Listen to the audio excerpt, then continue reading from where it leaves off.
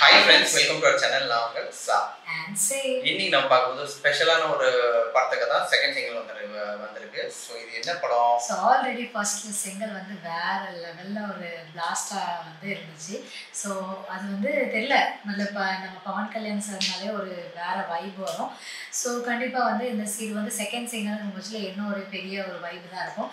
இது வந்து ஒரு லவ் சாங் சம்மந்தப்பட்டது.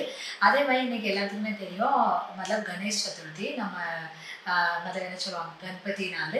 ஸோ அன்னைக்கு பார்த்து நம்மளோட பவன் கல்யாண் சாருக்கு ரிலீஸ் பண்ணியிருக்காங்க. ஸோ நம்மளோட கணேஷ் சதுர்த்தி ஒரு பிளாஸ்டான ஒரு இதாக தான் நம்மளுக்கு போகுது. ஸோ இதில் வந்து பவன் கல்யாண் சார் கூட யார் ஹேஸ் எ பேரா பண்ணியிருக்காங்கன்னா பிரியங்கா மோகன் தான் பண்ணியிருக்காங்க.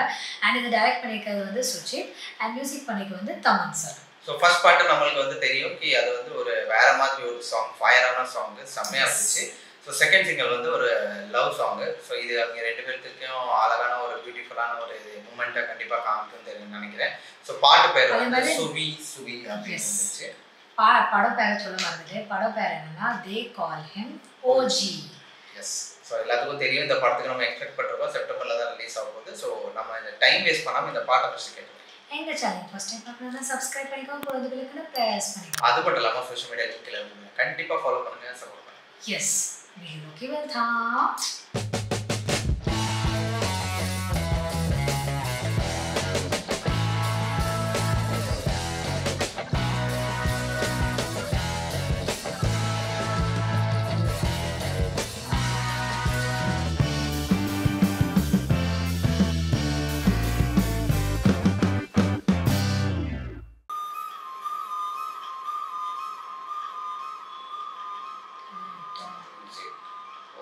தமிழ் மியூசிக் கேசட் பவன் கல்யாண் பிரியங்கா மோகன்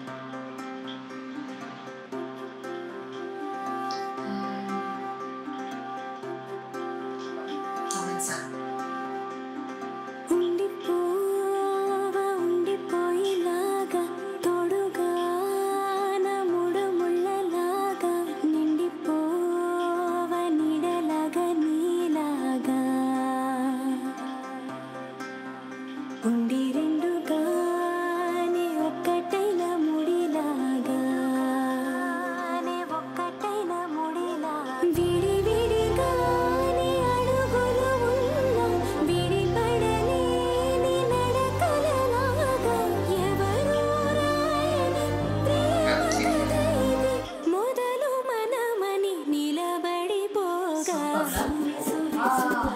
சமலா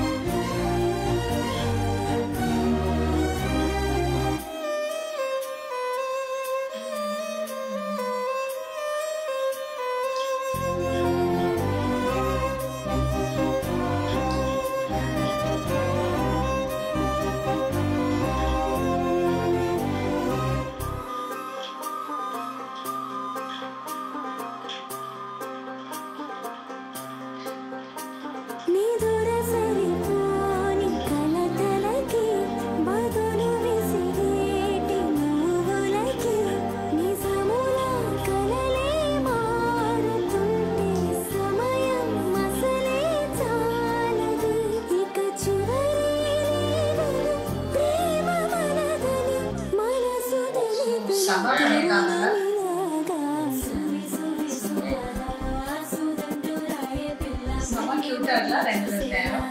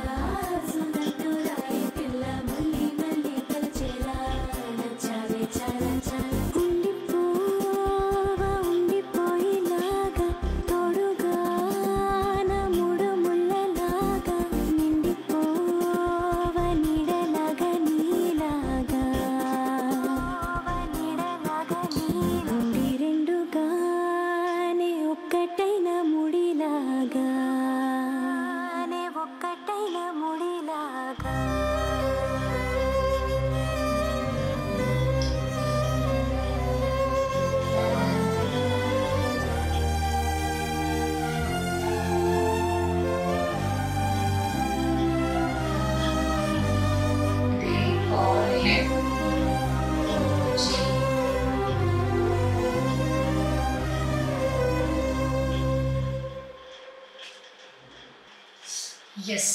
ஸோ நம்ம சூப்பரான ஒரு மெலடி சாங் கேட்டுட்டோம். ஸோ வேறு லெவலில் இருந்துச்சு. ஸோ நினச்சதை விடையுமே ரொம்பவே மெலடியாக காமாக இருந்துச்சு. ரொம்ப ஸ்லோவாக அந்த ஒரு நல்ல மைண்ட் அந்த ரிலாக்ஸான ஒரு பாட்டு. ஸோ அழகாக இருந்துச்சு. அவங்க ரெண்டு பேர்த்தோட பேர் வந்து ரொம்பவே சூப்பராக இருந்துச்சு. ஆக்சுவலாகவே அவங்க ரெண்டு பேர்த்தோட அந்த பேர் வந்து ரொம்பவே க்யூட்டாக இருந்துச்சு.